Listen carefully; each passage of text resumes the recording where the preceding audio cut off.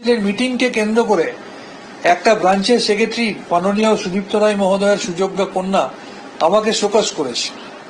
আপনাদের জানিয়ে রাখি, আইএমএ একটা 3 টায়ার সিস্টেম, যেখানে হেডকোয়ার্টার, স্টেট এবং লোকাল ব্রাঞ্চ। সারা ভারতবর্ষে প্রায় 1800 লোকাল ব্রাঞ্চ আছে।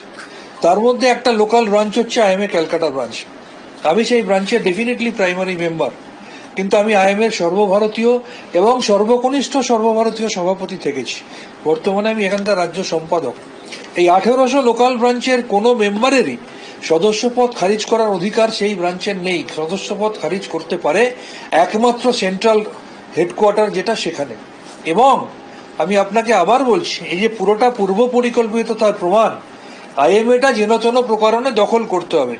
বৈধ ইলেকশনকে অবৈধ ঘোষণা করতে হবে। কোর্টের কাছে হেরে যাওয়া হলো। তারপর উপায় কি? বাবা বললেন আমি অনৈতিকভাবে যেভাবে পারবো আমার নামটা বাদ দিয়ে দেবো। আমার নামটা বাদ দিয়ে দেওয়া হলো। 4 তারিখ আপলোড হলো, অফিসিয়াল ডিক্লারেশন হলো 4 তারিখ। 5 তারিখে তার সুযোগ্য কন্যা ক্যালকাটা ব্রাঞ্চে মিটিং করলেন, নিয়ে বললেন যেহেতু রেজিস্টার থেকে বাদ দেওয়া হয়েছে আমরাও তাকে বাদ দিচ্ছি। জানিয়ে দিই, আইএমএ ক্যালকাটা ব্রাঞ্চের সংবিধান বলছে যদি আপনাকে এমার্জেন্সি মিটিংও করতে হয় তাহলে ন্যূনতম 2 দিনের নোটিশ লাগে।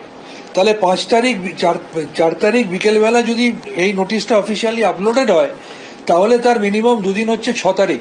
6 তারিখ হচ্ছে রবিবার। কিন্তু সেটাও মানা হলো না। অনৈতিকভাবে গায়ের জোরে তার পরের দিন 24 ঘন্টা পেরোনোর আগে মিটিং করে উদ্দেশ্য একটাই, ডক্টর শান্তনু সেনকে যেন তেন প্রকারণে সরাতে হবে। ये डर हमको अच्छा लग रहा है। আমার একজনকে সরানোর জন্য এরা যেভাবে জোটবদ্ধ হয়ে কাজ করছে, কিন্তু আলটিমেটলি পেরে উঠছে না। যত পেরে উঠছে না তত এরা অন্যায় এবং অনৈতিক কাজ করছে। তবে ক্যালকাটা ব্রাঞ্চের সম্পাদিকার উদ্দেশ্যে বলবো, মাত্র কিছুদিন আইএমএ করছেন, নিয়ম কানুন তো জানেন না। আমি আশা করেছিলাম তার বাবা একটা সর্বভারতীয় সভাপতি, মেয়ে না জানলেও বাবা হয়তো শিখিয়ে দেবেন। কিন্তু আমি দেখে খুব অবাক হলাম, বাবাও শিখিয়ে দেননি বা শেখাতে পারেননি। আমি আশা করব সময়ের সাথে সাথে তিনি নিয়ম কানুনগুলো শিখে যাবেন। হঠাৎই প্রতিহিংসা করেন কেন আপনার প্রতি সুদীপ্ত রায়? সেটা তো তিনিই বলতে পারবেন। যদি কারোর, দেখুন, হিংসার তো ওষুধ হয় না।